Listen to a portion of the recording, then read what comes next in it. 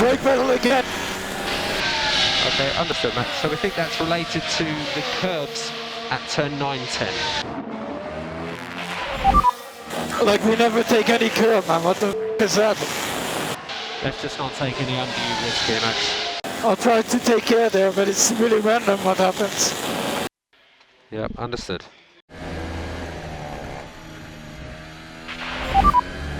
Okay, Max, so specifically the issue is braking turn 10 whilst on the curb. Just for information.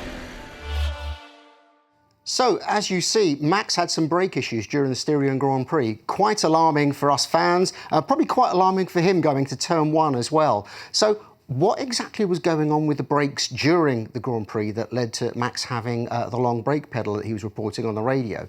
So, we can have a closer look at what's going on here. First of all, let's have a look at the braking setup. So this is a view down the brake setup. You have your brake caliper, you have your ventilated disc in the middle, and then the pads on either side. And it's these pads that were causing the problem for Max during the race. So let's have a bit more of a closer look. If we cut the caliper in half, you can see now the disc, the pads, and then the pistons, which then squeeze the pad onto the disc, which is how you get your braking effect from the brake pedal or the brake-by-wire system for the rear brakes. This is very similar to what you would see on your road car, on a bicycle, pretty much anything with brakes. So what was happening is, as Max was going into the last pair of corners, he was going over the inside curb on the brakes. Now, yes, we've seen throughout the Styrian Grand Prix, the curbs quite violent and they shake the car a lot. You actually see the whole car moving, the tyre deforming. And this shaking of the car actually throws every component inside the car around. And that is particularly the case with the wheels.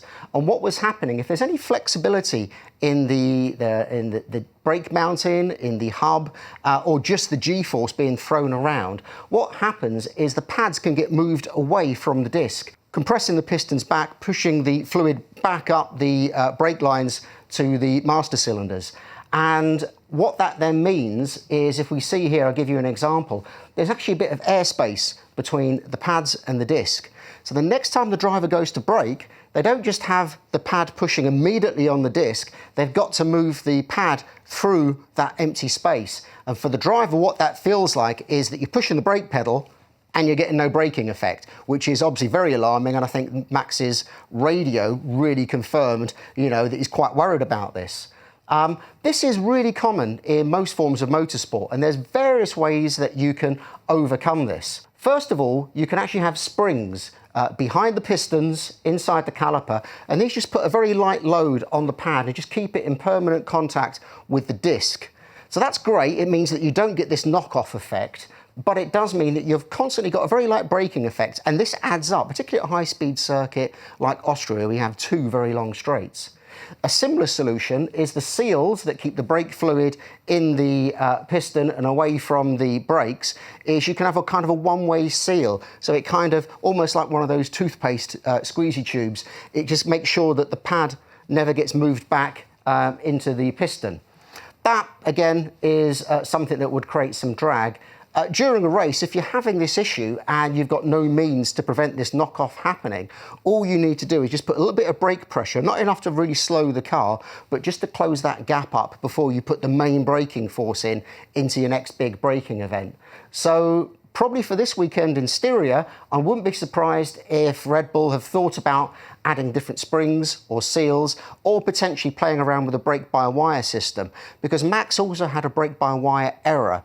Now, I think what this may have been is he was braking on the inside curb into the final corner.